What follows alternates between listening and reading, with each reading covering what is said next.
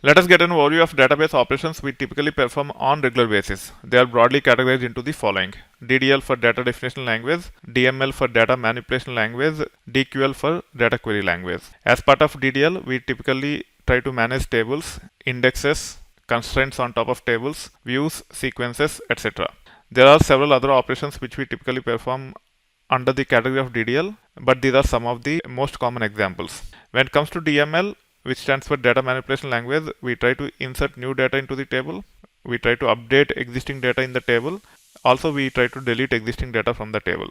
When it comes to DQL, which stands for data query language, we tend to read the data from a table or set of tables and perform operations such as joins, aggregations, sorting, etc.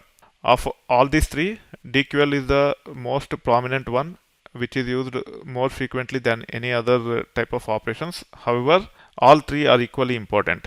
Irrespective of your role, as long as you have to interact with the databases, you should be familiar with all these at different levels. For example, developers might have to have good understanding about everything. Business analysts might be very good at writing queries. Testers also should be good at writing queries. However, having the knowledge of DML and DDL facilitate them for creating the tables and generating test data for their purposes to validate their queries, and hence having a level of knowledge with respect to even DDL, DML for stakeholders like testers, business analysts is very important.